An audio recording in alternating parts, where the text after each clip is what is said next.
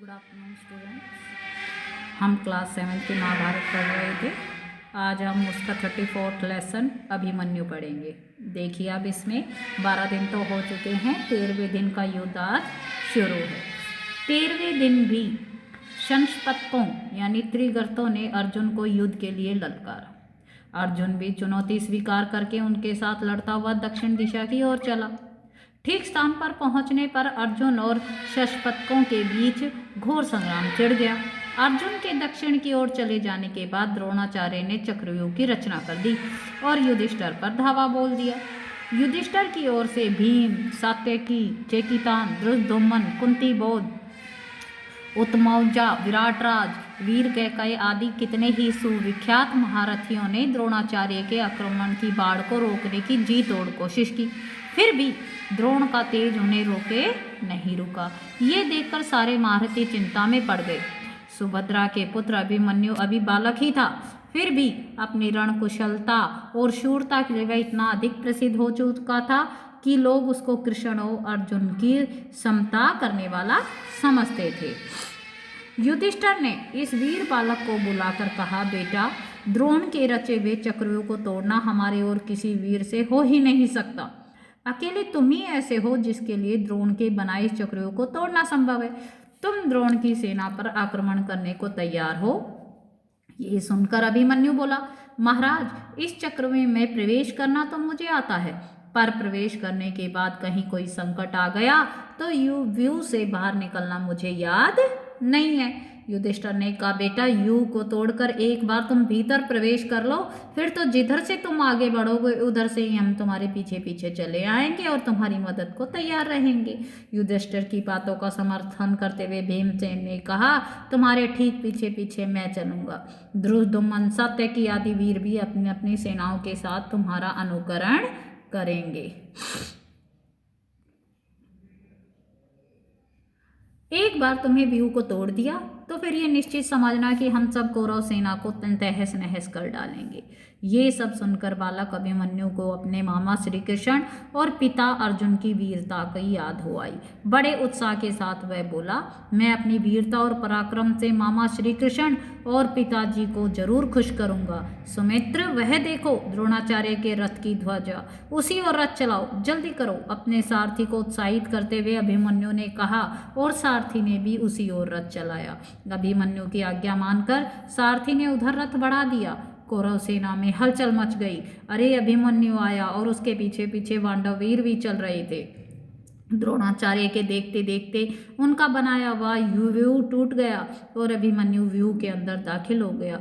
कौरव वीर एक एक करके अभिमन्यु का सामना करने आते गए और इस प्रकार कूच करते गए कि जैसे आग में पड़कर पतंगे भस्म हो जाते हैं। जो भी सामने आया उस बालवीर के बाणों की मार से मारा गया। जैसा कि पहले ही तय हुआ था, पांडवों की सेना अभिमन्यु के पीछे पीछे चली और जहां से व्यूह तोड़कर अभिमन्यु अंदर घुसा था वहीं से व्यूह के अंदर प्रवेश करने लगी। ये देखकर जो सिंधु देश का पराक्रमी राजा जयद्रथ था, जो धृतराष्ट्र का दामाद था, अपनी सेना को लेकर पांडव सेना पर टूट पड़ा। जयद्रथ ने ऐसी कुशलता और बहादुरी से ठीक समय पर व्यूह की टूटी हुई किलेबंदी को फिर से पूरा करके मजबूत कर दिया, जिससे पांडव भारी रह गए। अभिमन्यु व्यूह के अंदर अकेला रह गया, परंतु अकेले अभिमन्यु ने व्यूह के अंदर ही कौरवों की उस विशाल सेना को तहस नहस करना शुरू कर दिया। जो भी उसके सामने आता खत्म हो जाता था। दुर्योधन का पुत्र लक्ष्मण अभी बालक था, परंतु उसमें वीरता की आभा फूट रही थी। उसको भय छू तक नहीं गया था। अभिमन्यु की बाण वर्षा से व्याकुल होकर जब सभी योद्धा पीछे हटने लगे तो वीर लक्ष्मण अकेला जाकर अभिमन्यु से भिड़ गया। वह वीर बालक भाले की चोट से तत्काल मृत होकर गिर पड़ा। ये देखकर तो कौरव सेना 8 स्वर में हाहाकार कर उठी। अभिमन्यु का इसी क्षण वध कर दो, दुर्योधन ने चिल्लाकर कहा और द्रोण, अश्वत्थामा, बृहन्वरण, वृत्रकर्मा और 6 महारथियों ने अभिमन्यु को चारों ओर से घेर लिया। द्रोण ने कर्ण के पास आकर कहा, इसका कवच भेदा नहीं जा सकता, ठीक से सीधा निशाना साध कर इसके रथ के घोड़ों की रास काट डालो और पीछे की ओर से इस पर अस्त्र चलाओ। कर्ण ने यही किया। पीछे की ओर से बाण चलाए गए। अभिमन्यु का धनुष कट गया, घोड़े और सारथी मारे गए, वो रथ विहीन हो गया। तुरंत ही अभिमन्यु ने टूटे हुए रथ का पहिया हाथ में उठा लिया और उसे घुमाने लगा। इस समय अभिमन्यु भयानक युद्ध कर रहा था। ये देखकर सारी सेना एक साथ उस पर टूट पड़ी। उसके हाथ का पहिया चूर चूर हो गया। इसी बीच जो दुशासन का पुत्र था गदा लेकर अभिमन्यु पर झपटा।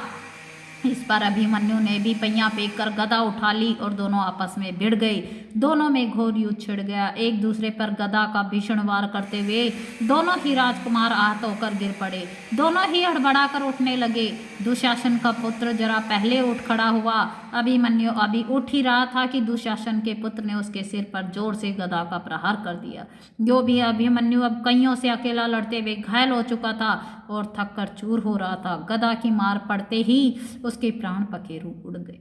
शशव्रंग गोत्रगतों का संहार करने के बाद युद्ध समाप्त करके अर्जुन और श्री कृष्ण अपने शिविर को लौट रहे थे। अर्जुन श्री कृष्ण से बोला, जनार्दन, मेरा मन घबराया हुआ है। मैं तो भ्रांत सा हो रहा हूँ। सब भाई कुशल से तो होंगे। आज अभिमन्यु अपने भाइयों के साथ हंसता हुआ मेरा स्वागत करने क्यों नहीं दौड़ा आ रहा है। ऐसी बातें करते हुए दोनों शिविर के अंदर पहुंचे। किसी के कुछ न कहने पर भी अर्जुन ने परिस्थिति देखकर अपने आप ही सब बातें ताड़ ली और तब उससे रहा नहीं गया। सब कुछ जाने वह बुरी तरह से बिलखने लगा। श्री कृष्ण की बातें सुनकर अर्जुन को शांत हुआ। उसने अपने इस वीर पुत्र की मृत्यु का सारा हाल जानना चाहा। उसके पूछने पर युधिष्ठिर बोले, मैंने अभिमन्यु से कहा था कि चक्रव्यूह को तोड़कर भीतर प्रवेश करने का हमारे लिए रास्ता बना दो, तो हो हम सब तुम्हारा अनुकरण करते हुए व्यूह में प्रवेश कर लेंगे। मेरी बात मानकर ही वीर अभिमन्यु सफेद व्यूह को तोड़कर अंदर घुस गया। हम भी उसी के पीछे पीछे चले। हम अंदर घुसने वाले ही थे कि पापी जयद्रथ ने हमें रोक लिया। उसने बड़ी चतुरता से टूटे हुए व्यूह को फिर से ठीक कर दिया। हमारे लाख प्रयत्न करने पर भी जयद्रथ ने हमें प्रवेश करने नहीं दिया। इसके बाद हम तो बाहर रह गए और अंदर का महारथियों ने एक साथ मिलकर उस अकेले बालक को घेर लिया और मार डाला। युधिष्ठिर की बात पूरी भी न हो पाई थी कि अर्जुन आहार स्वर में हाँ बेटा कहकर मूर्छित होकर गिर पड़ा। चेतना आने पर वह उठा दृढ़तापूर्वक बोला, जिसके कारण मेरे प्रिय पुत्र की मृत्यु हुई है उस जयद्रथ का मैं कल सूर्यास्त होने से पहले वध करके रहूंगा। ये मेरी प्रतिज्ञा है। यह कहकर अर्जुन ने गांडीव पर जोर से टंकार की।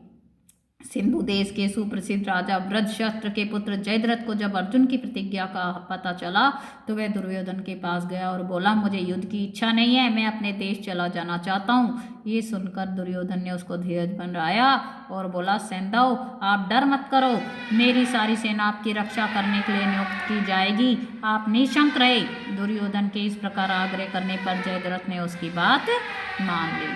सवेरा हुआ। शस्त्रधारियों में श्रेष्ठ आचार्य द्रोण ने सेना की व्यवस्था करने में ध्यान दिया।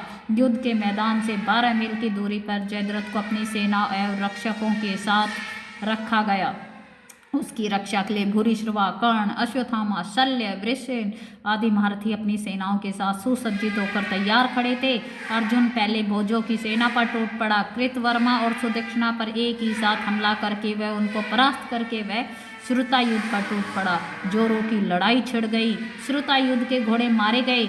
इस पर उसने गदा उठाकर श्री कृष्ण पर प्रहार किया, परंतु निशस्त्र और युद्ध में शरीक न होने वाले श्री कृष्ण पर फेंक कर मारी गई जो गदा थी श्रुतायु युद्ध को ही जा लगी और श्रुतायुध मृत होकर गिर पड़ा। इस पर कापो भोजराज सुदक्षिणा ने अर्जुन पर जोरों का हमला कर दिया, किंतु अर्जुन ने उस बाणों की ऐसी वर्षा की कि उसका रथ चूर चूर हो गया। उसके कवच के जो हैं टुकड़े टुकड़े हो गए और छाती पर बाण लगने से काम्पोज राज हाथ फैलाता हुआ धड़ाम से गिर पड़ा।